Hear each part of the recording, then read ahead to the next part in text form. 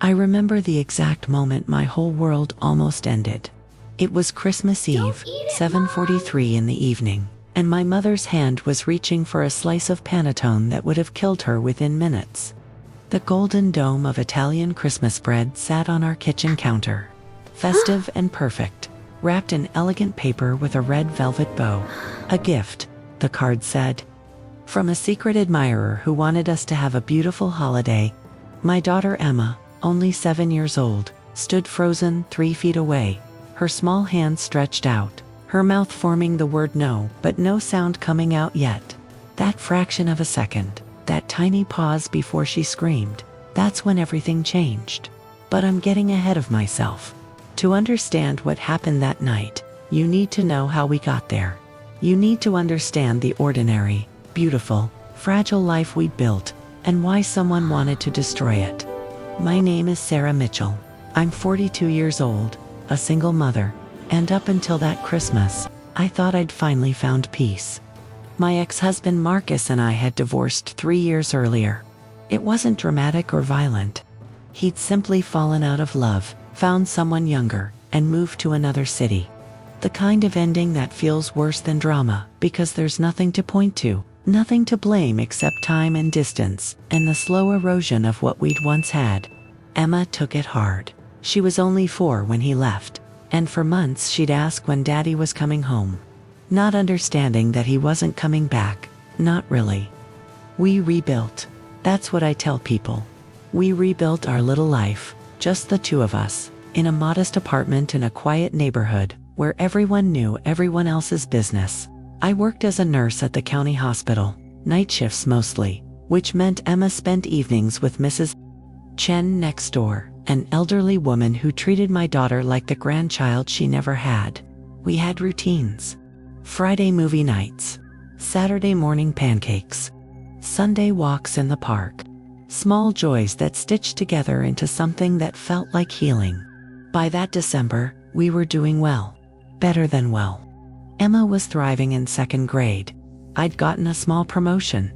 We'd started decorating for Christmas earlier than usual, stringing lights around our tiny living room, setting up a modest tree in the corner. Emma had made paper snowflakes at school, dozens of them, and we'd taped them to every window.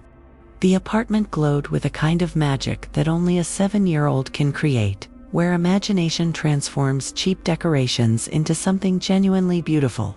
Marcus sent child support checks but rarely called, twice a year maybe. Awkward conversations where he'd ask generic questions about school and Emma would give one-word answers. She'd stopped asking about him. Stopped mentioning him in her prayers at night. I thought she'd moved on. I thought we both had. December 23rd, the day before the Panettone arrived, Emma came home from school, unusually quiet. Mrs. Chen met me at the door when I came to pick Emma up, her wrinkled face creased with concern. She's been sad all afternoon, Mrs. Chen whispered. Won't say why. In the car, I tried to draw it out of her. Bad day at school, sweetheart. Emma stared out the window. We had to draw pictures of our families for the Christmas display. My heart sank. I knew what was coming, and everyone else had both parents in their picture. Even Joey, and his parents are divorced. But they still both came to the fall festival. She turned to look at me, her dark eyes too serious for 7. I only drew us, me and you. Is that okay? I pulled over, right there on the residential street, because my vision was blurring with tears and I couldn't drive. Emma, listen to me. We are a complete family. You and me. We're whole. We're perfect. Do you understand? She nodded, but I could see she didn't believe it. Not completely. That night, after I tucked her in, I heard her whispering her prayers. Dear God, please keep Mommy safe. Please don't let anything happen to her. She's all I have. Amen. Something about those words, the raw fear in them, made my chest tighten. I stood in the hallway, listening to my daughter pray for my safety, and I promised myself I'd always be there for her. Always. The next day, Christmas Eve, started normally enough. I had the day off, a rare gift, and we spent the morning baking cookies. Terrible misshapen things that Emma decorated with enough sprinkles to violate several health codes. We watched holiday movies. We sang carols off-key. By afternoon, we were both flour-covered and happy, the apartment smelling like cinnamon and sugar and vanilla. The doorbell rang at 5:30. I wasn't expecting anyone. Through the peephole, I saw an empty hallway, but when I opened the door, there it was.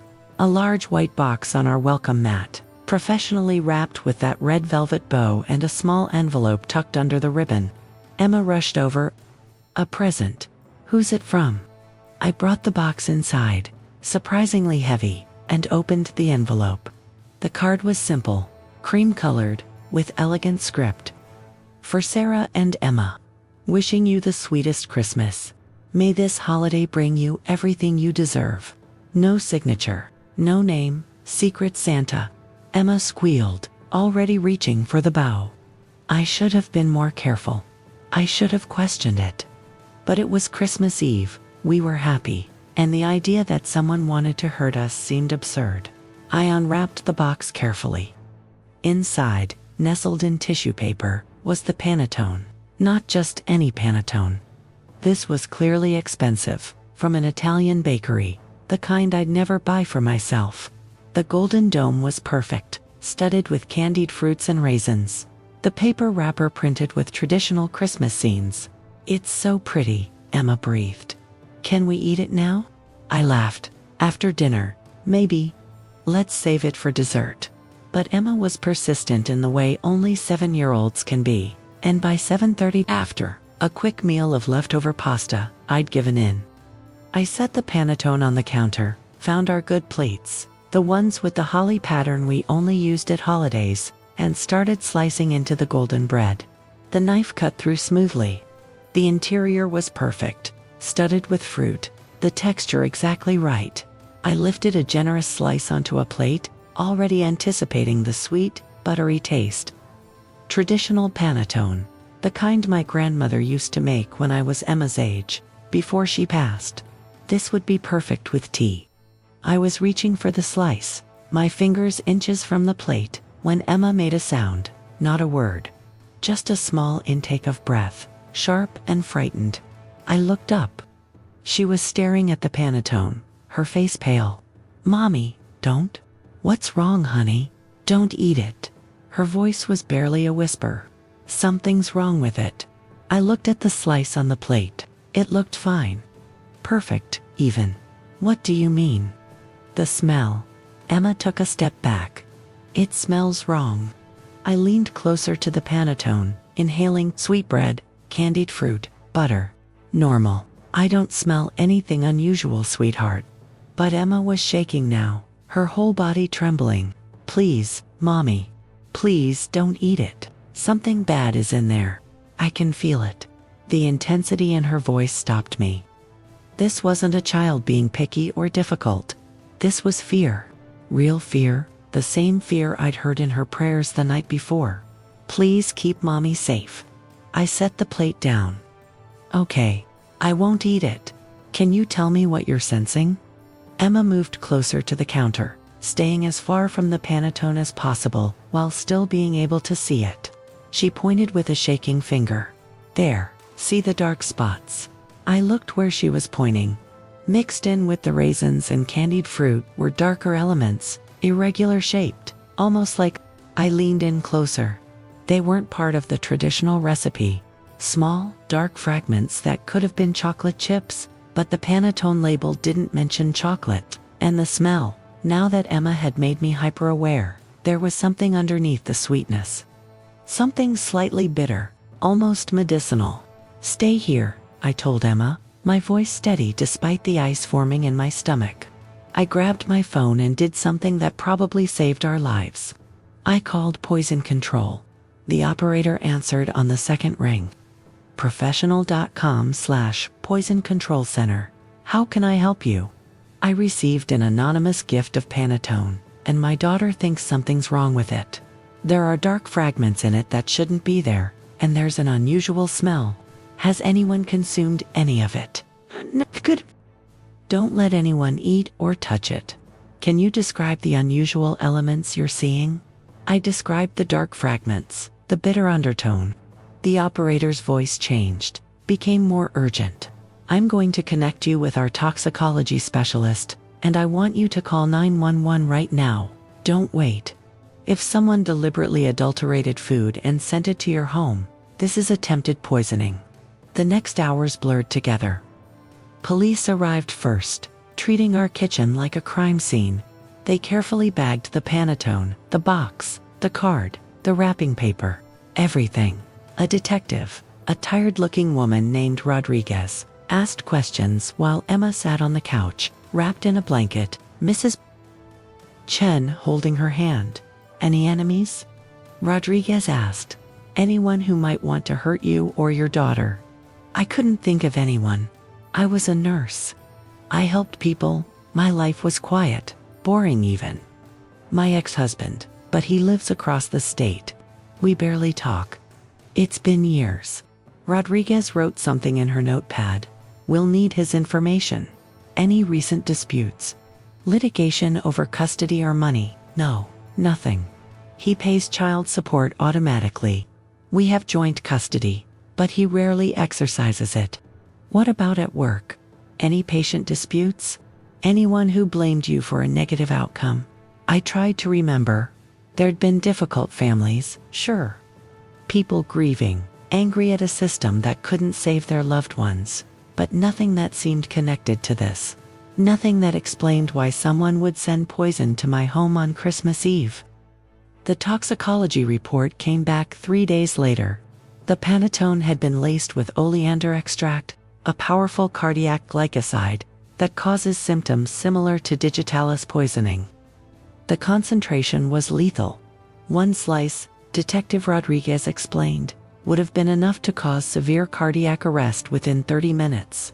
2 slices would have been fatal. The killer had ground oleander leaves and seeds into a fine powder and mixed it throughout the bread, disguising it among the raisins and candied fruit. The bitter almond smell Emma had detected was exactly right. Oleander has that characteristic odor, subtle but distinct, especially to someone not expecting it. Your daughter saved your life, Rodriguez said.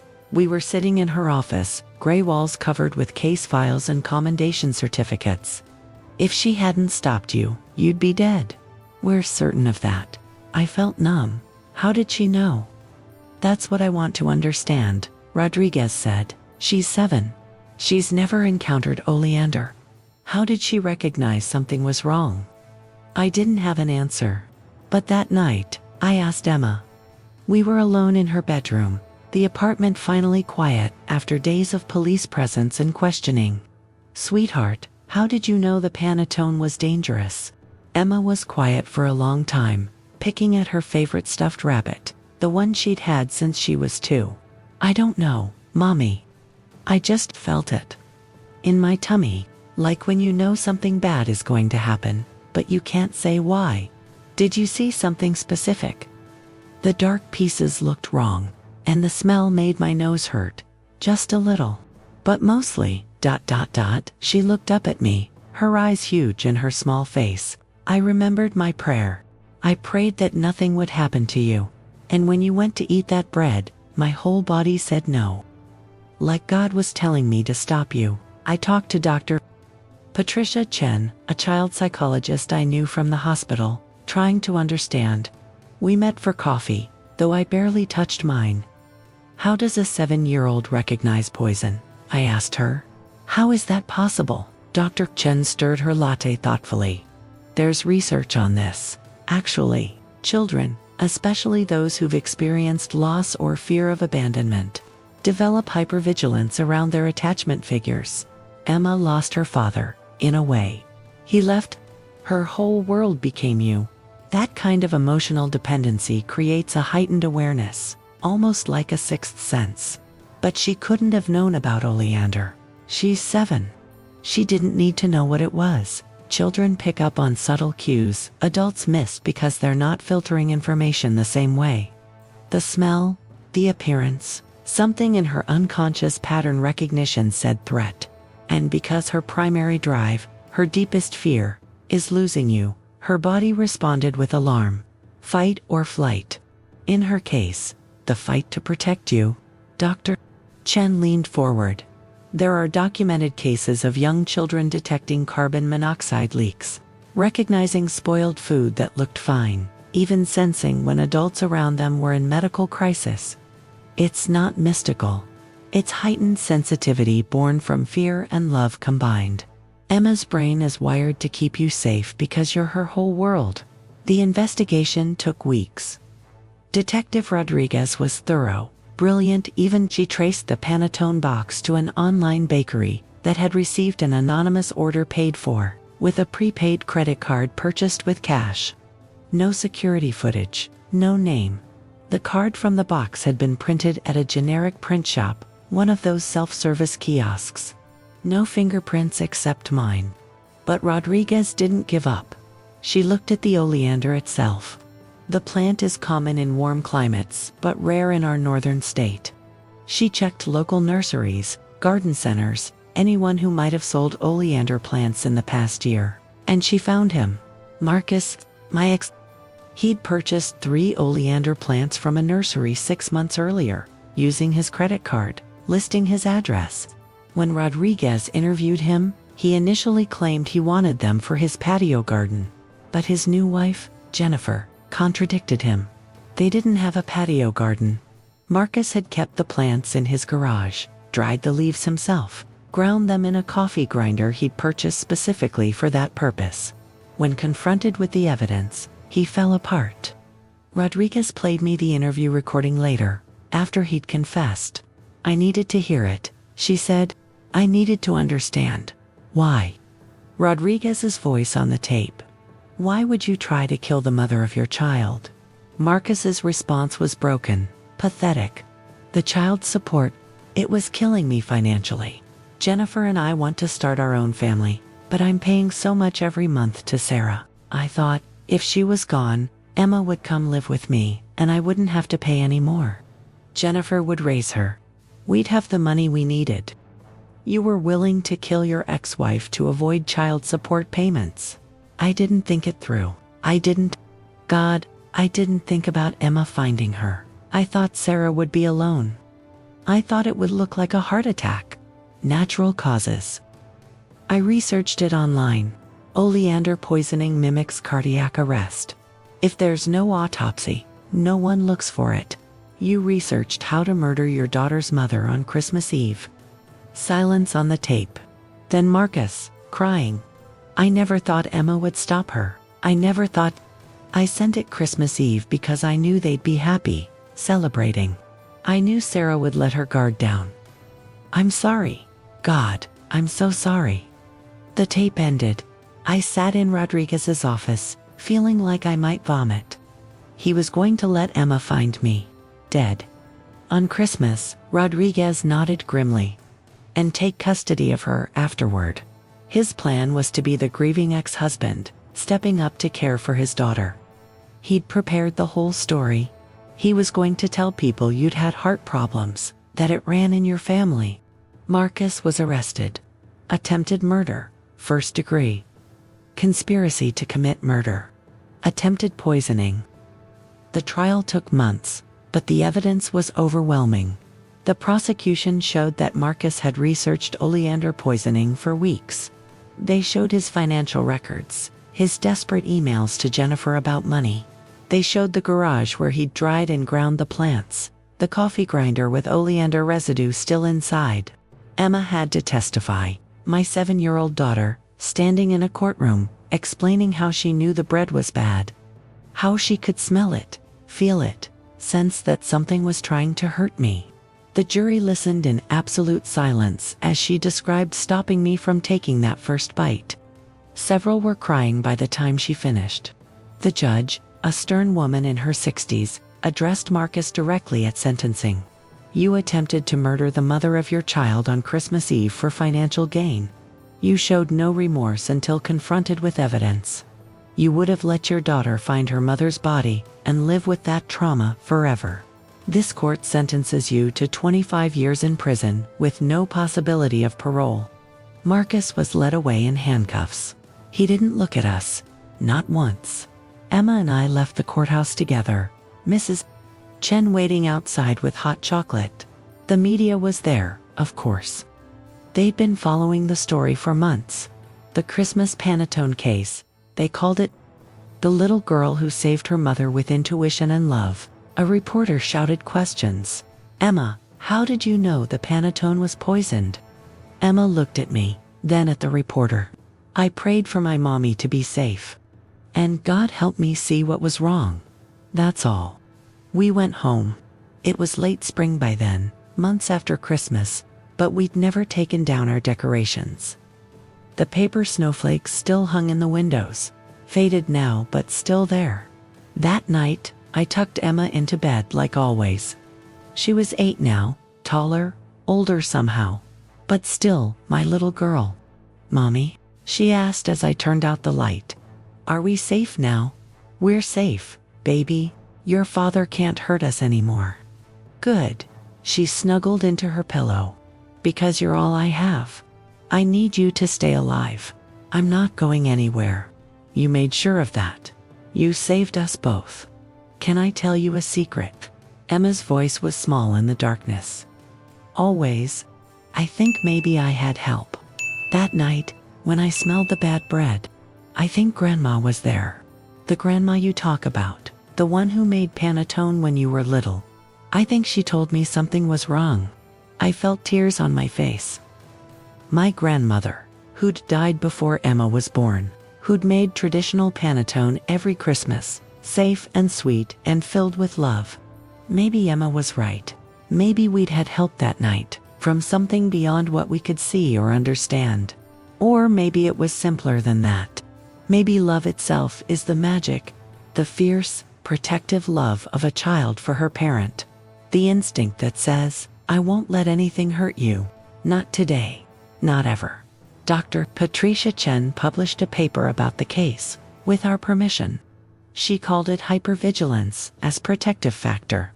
How attachment-based anxiety in children can serve as early warning system. It detailed Emma's heightened awareness, her sensory sensitivity, her unconscious pattern recognition. But even Dr. Chen admitted the science could only explain so much. Some bonds between parent and child, she wrote, transcend measurable data. Some connections operate on levels we don't fully understand. Emma's story went viral online. Parents shared it with their children. Psychologists studied it. Toxicologists used it in training about oleander poisoning. We got letters from around the world, people telling us their own stories of intuition, of children who sensed danger, of love that manifested as protection. One letter stood out. It was from a woman in Italy, elderly, writing in careful English. She explained that in traditional Italian families, Panettone is considered sacred. A Christmas bread blessed by generations of family love. To poison it, she wrote, was to pervert something holy. Your daughter, the letter said, knew this instinctively. The bread carried bad intentions, and her pure heart could sense it. This is not unusual in Italy. We believe children can taste evil in food. It is an old wisdom. We kept that letter. Emma wanted to save it, put it in her memory box, along with the newspaper clippings and the certificate the mayor gave her for courage and quick thinking. Life returned to normal, or what passed for normal. I still work as a nurse. Emma's in 3rd grade now, doing well, though she sees a therapist once a week to process everything that happened. We don't celebrate Christmas the same way anymore. Can't quite bring ourselves to. But we have our own traditions now. On December 24th, we volunteer at a shelter, serving dinner to families who need it. We bake cookies, safe ones that we watch from mixing bowl to oven to cooling rack. We remember how close we came to losing everything. And we talk about intuition, about trust, about the voice inside that says something's wrong even when everything looks right. I tell Emma to always listen to that voice, the one that saved us, the one born from love and fear, and the fierce determination to protect what matters most. Sometimes Emma still asks if I'm okay, if I'm feeling well, if I'm being careful. That hypervigilance Dr. Chen described hasn't gone away. Maybe it never will, but I don't mind. It's her way of loving me, of making sure I stay safe. And after everything we've been through, I'm grateful for it. Grateful for her. Grateful that on one Christmas Eve, when death came wrapped in festive paper with a red velvet bow, my 7-year-old daughter loved me enough to see through the disguise. The Panettone itself was destroyed after the trial, incinerated, along with all evidence no longer needed. But sometimes I still dream about it. That golden dome on our counter, beautiful and deadly. Me reaching for a slice that would have ended everything. And Emma's voice, small and frightened and absolutely certain, "Mommy, don't." 2 words that changed our world. I've learned something through all of this. Evil doesn't always look like evil. Sometimes it arrives at your door on Christmas Eve, perfectly wrapped, with a card wishing you sweetness and joy. Sometimes the people who are supposed to love you are the ones planning your destruction. And sometimes salvation comes from the most unlikely places. From a child's prayer, from heightened awareness born of loss, from love so fierce it becomes a kind of superpower. Emma saved my life. But in a way, I think we saved each other. Because now we both know what we're capable of. The lengths we'll go to protect each other. The intuition we'll trust even when it doesn't make logical sense. The bond that exists between us, unbreakable and true. People ask Emma if she's scared now, if she's afraid of food, of gifts, of strangers. She always says no, I'm not scared, she tells them. I know how to listen now, to the voice inside that keeps us safe. Mommy taught me to trust that voice. And it's always right. She's not entirely accurate. She's the one who taught me. On that Christmas Eve when everything hung in the balance, Emma showed me that love isn't passive. It's vigilant. It's observant. It's willing to say no, to stop you, to save you even when you don't understand why. That's the kind of love that matters. That's the kind of love that survives. We're survivors now. Both of us. We know what we're made of. We know what we're worth fighting for. And we know that somewhere between prayer and instinct, between fear and love, lies a wisdom older than science can explain. A wisdom that says, protect what matters. Trust your gut. Listen when someone you love tells you to stop. Because sometimes, in that pause before disaster, in that fraction of a second when you pull your hand back from danger, everything changes. Everything. You know, as parents, we spend so much time worrying about the big things. Are we raising our kids right? Are we giving them enough? Are we preparing them for the world out there? But sometimes, just sometimes, it's our children who end up saving us. Not just physically, like Emma saved Sarah, but in ways we don't even realize. They remind us what really matters. They show us what pure, unconditional love looks like. They teach us to trust our instincts, to listen to that inner voice that says something's not right. Emma didn't have scientific training. She didn't know what oleander was, but she had something more powerful than knowledge. She had love, and that love made her see what others couldn't see. It made her brave when she needed to be brave. It made her speak up when speaking up saved a life. If you're a parent watching this, hold your kids a little tighter tonight. Listen when they tell you something feels wrong, even if you can't understand why. Because sometimes the people we're trying so hard to protect are actually the ones protecting us. And that bond, that fierce connection between parent and child, that's what this life is really all about.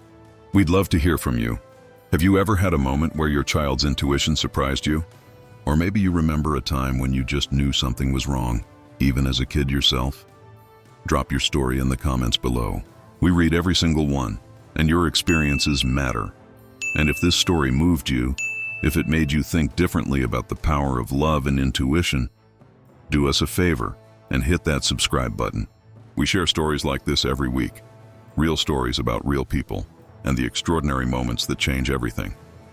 Join our community. You won't regret it. Thanks for listening, and remember, trust your gut. It might just save your life.